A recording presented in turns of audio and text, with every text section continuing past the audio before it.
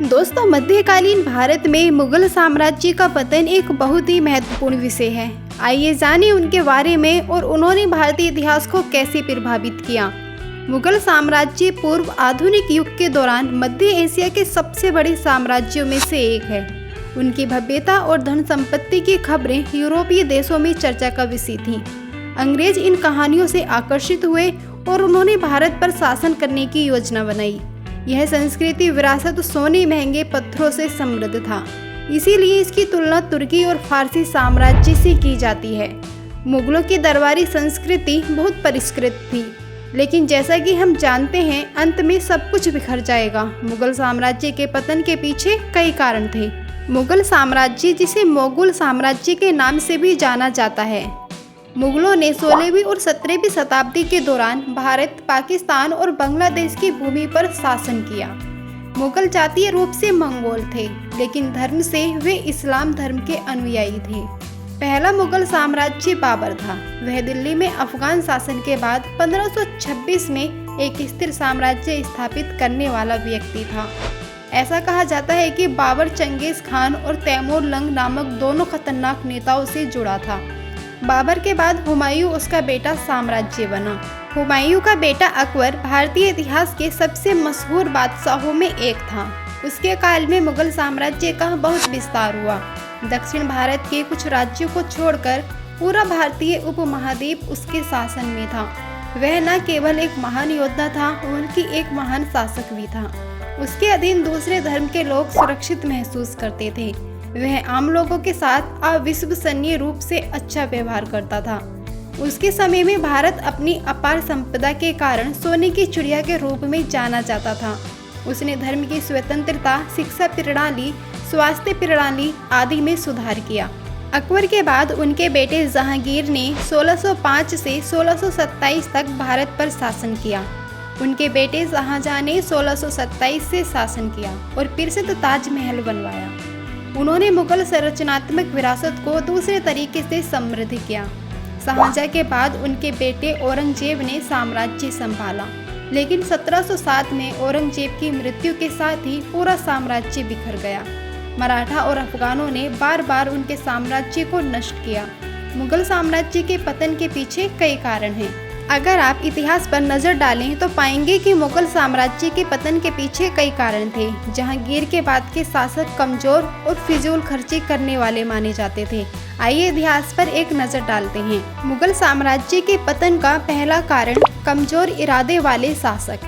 मुगल शासक अपने जीवन के अंतिम वर्षों में कमजोर इरादे वाले और आलसी शासक बन गए।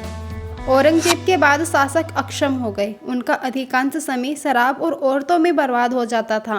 वे अपना दरबार चलाने में इतने आलसी हो गए थे। उनकी आकर्षक आदतें और विलासिता के प्रति प्रेम ने उन्हें बहुत बुरे शासक बना दिया। उनकी कमजोर मानसिकता मुगल साम्राज्य के पतन का कारण बनी। विदेशी ताकतों द्वारा बार बार हमले। मुगल साम्राज्य पर कई अफगान शासकों ने हमला किया। उनमें से नादिर शाह ने 1739 में दिल्ली को खतरनाक तरीके से लूटा। इसके अलावा तुर्कों और अन्य अफगान शासकों के बार बार हमलों ने मुगलों की सालों पुरानी ताकत को तोड़ दिया। मराठा साम्राज्य द्वारा बार बार आक्रमण। आंतरिक रूप से मराठा नेताओं द्वारा मुगलों पर उदारतापूर्वक आक्रमण किया गया। मराठी नेताओं को भयंकर योद्धा माना जाता है। मराठा शासक शिवाजी ने साम्राज्य की संरचना को भारी नुकसान पहुंचाया। दक्षिण भारतीय शासकों और राजपूत शासकों ने भी साम्राज्य पर भयंकर आक्रमण किए। गैर मुस्लिम लोगों के खिलाफ औरंगजेब की सांप्रदायिक नीतियों ने उनके साम्राज्य को बहुत नुकसान पहुंचाया। औरंगजेब ने हिंदू, बौद्ध और जैन धर्मों के हजारों प्राचीन मंदिरों और मूर्तियों को नष्ट कर दिया। उसने कुख्यात सोमनाथ मंदिर, विश्वनाथ मंदिर, मथुरा, हम्पी मंदिर, एलोरा मंदिर आदि को नष्ट कर दिया। हिंदू उसके उदार रवैये से नाराज हो गए और उसके खिलाफ पढ़ना शुरू कर दिया। राजकोष पर दबाव। मुगलों को भारत के कई विरासत स्थलों के वास्तुकार के रूप में जाना जाता था, लेकिन इन स्थलों के निर्माण में बहुत पैसा खर्च हुआ। शाहजहां के शौक ने साम्राज्य के वित्त को खत्म कर दिया। विलासिता की वस्तुएं, गहने, हरम आदि भी मुगल साम्राज्य के पतन का कारण थे। उनके अनावश्यक निवेश ने उनकी सैन्य शक्ति को बर्बाद कर दिया। व्यापार, कृषि और निर्यात आयात बिखर गए। अंग्रेज अपनी हरकत में आए। अंग्रेज 1600 ईस्वी के बाद हरकत में आए। वे व्यापारी के रूप में भारत की धरती पर आए, लेकिन जल्द ही उन्होंने अपनी मजबूत सैन्य रणनीति से पूरे देश पर कब्जा कर लिया। मुगल अपनी हैसियत को अंग्रेजों के बराबर नहीं रख पाए। ईस्ट इंडिया कंपनी ने फारूक सियार के साथ बिना ब्याज दिए व्यापार करने के लिए एक समझौता किया। इन कुलीन अंग्रेजों ने मुगल साम्राज्य की कमजोर स्थिति को समझा। 1800 के दशक के बाद मुगल साम्राज्य का पतन अपरिहार्य था। 1857 का महान विद्रोह। 1857 का विद्रोह साम्राज्य के लिए आखिरी झटका था। विद्रोह के बाद अंग्रेजों ने आधिकारिक तौर पर शासन समाप्त कर दिया और सत्ता ब्रिटिश क्राउन को सौंप दी। अंतिम सम्राट बहादुर शाह जफर म्यांमार के रंगून भाग गए। ऐसे ही मुगल साम्राज्य का पतन हो गया। मुगलों ने भारत की संस्कृति को कई तरह से समृद्ध किया। दिल्ली और आगरा में प्रसिद्ध स्थापत्यकार निवास करते थे, लेकिन उन्होंने कई तरह से भारतीय संस्कृति को नुकसान भी पहुंचाया। उनके उदार स्वभाव ने कई प्राचीन राजघरानों को नष्ट कर दिया। उनके एक आदेश से हजारों प्राचीन इमारतें नष्ट हो गईं। करदाताओं द्वारा दिया गया धन विलासिता पर बर्बाद हो गया। भारत की वास्तविक संस्कृति भी प्रभावित हुई।